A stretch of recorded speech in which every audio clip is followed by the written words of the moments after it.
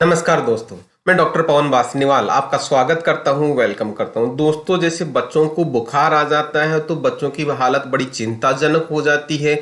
हम बार बार उनका टेम्परेचर नापते हैं, तो उसका बार बार उससे पूछते हैं क्या खाएगा क्या नहीं खाएगा। बट ओबियस है, यदि बच्चे को बुखार होगा तो ना वो कुछ खाएगा, बिल्कुल निढाल हो जाएगा। ऐसी सिचुएशन में दोस्तों कौन सी दवा देनी चाहिए बच्चों को, आपको शायद पता होगा। पैरासीटामोल जनरली बच्चों को प्रीफर किया जाता है क्योंकि सबसे सेफ दवा है बच्चों के लिए। दोस्तों, अब बात आती है कि इसकी कौन सी ब्रांड मेडिकल स्टोर पे मिलेगी जिससे बच्चों को हम दे सकते हैं। जी हाँ दोस्तों, मैं आपको इसी के बारे में बताने वाला हूँ।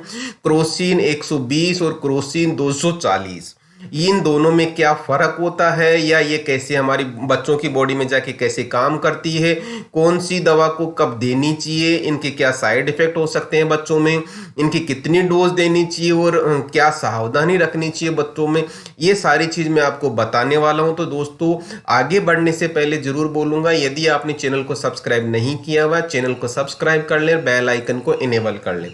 अपने दोस्तों को, रिलेटिव्स को, फैमिली मेंबर्स को, सभी को इस जानकारी के बारे में फॉरवर्ड करें, बताएं, ताकि उनको भी सारी चीज नॉलेज का पता लगे। यहाँ पे आपको ये बता दूं कि इस जानकारी का मतलब ये नहीं है कि आपको सेल्फ मेडिकेशन करना है, आपको डॉक्टर के हिसाब से ही लेना है। लेकिन यदि आपको अच्छी होगी तो आप प्रॉपर ट्रीटमेंट ले पाएंगे। दोस्तों, सबसे पहले बात करते हैं कि ये कैसे काम करती है। तो जैसे हम बच्चे को दवा देते, पीने वाली दवा होती है, तो ये आहार नाल के होते हुए बच्चे के पेट में पहुंच जाती है। वहां उसमें दवा में पैरासीटामोल होता है, वो बच्चे के खून में चली जाती है और वहां पे वो क्या करता है, जो फीवर वाले प्रॉब्लम है उसको कम करता है, जिससे बच्चे को फीवर मतलब बुखार और दर्द से बड़ा आराम मिलता है। लगभग 15 मिनट से 30 मिनट के बीच में इसका इफेक्ट आने लग जाता है। दोस्तों, तो ये चीज हो गई कैसे काम करती है। अब आती है इसमें क्रोसिन 120। इसका मतलब होता है दोस्तों, क्रोसिन सस्पेंशन होता है बेसिकली,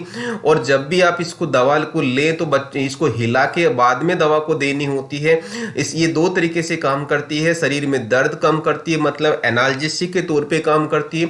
उसी तरह से बुखार को कम करती है, इसका मतलब ये एंटीपायरेटिक कैटेगरी की दवा है। दोस्तों, 120 का मतलब होता है 120 मिलीग्राम 5 ml में मिलता है।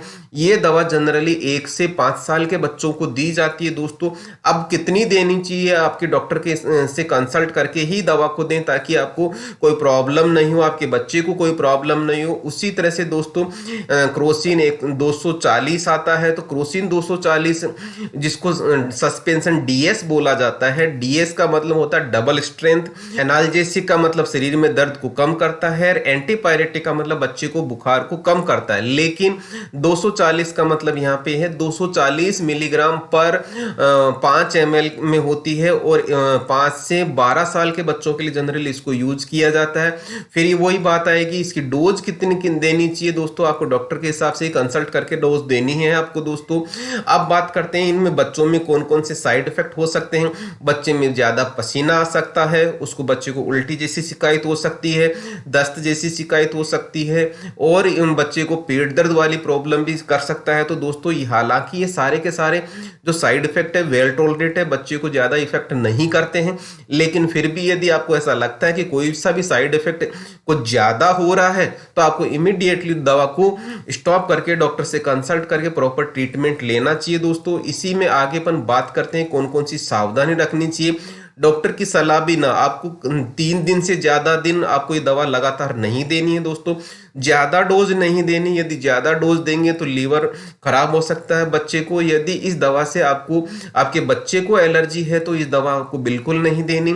बच्चे को लीवर और किडनी से रिलेटेड कोई प्रॉब्लम है तो भी आपको ये दवा नहीं देनी। डॉक्टर से कंसल्ट करके प्रॉपर दूसरी डोज या प्रॉपर दूसरी दवा ले, ताकि उस बच्चे को कोई प्रॉब्लम नहीं हो। दोस्तों, यहाँ क्रोसिन के बारे में मैंने आपको जो जानकारी दी है वो कैसी लगी आपको, कमेंट सेक्शन में कमेंट कीजिएगा। यहाँ पे एक चीज और बता दूं, कोई भी दवा खरीदने से पहले डॉक्टर की सलाह जरूर ले लें और दवा उसी मेडिकल स्टोर से खरीदें जहां पे फार्मासिस्ट अवेलेबल हो। फार्मासिस्ट ही पूरी दवा की जानकारी रखता है, वो आपको पूरी दवा की जानकारी देगा, आपका ही फायदा होगा। दोस्तों लास्ट में यही कहूंगा, यदि अभी भी चैनल को सब्सक्राइब नहीं किया, चैनल को सब्सक्राइब कर ले, बेल आइकन को इनेबल कर लें। यदि आपको ये काम अच्छा लगा है तो आप और काम को सपोर्ट करना चाहते हो तो थैंक्स का बटन दबाना ना भूलें। दोस्तों इसी के साथ मैं आपको बहुत बहुत धन्यवाद देता हूं। Thank you once again.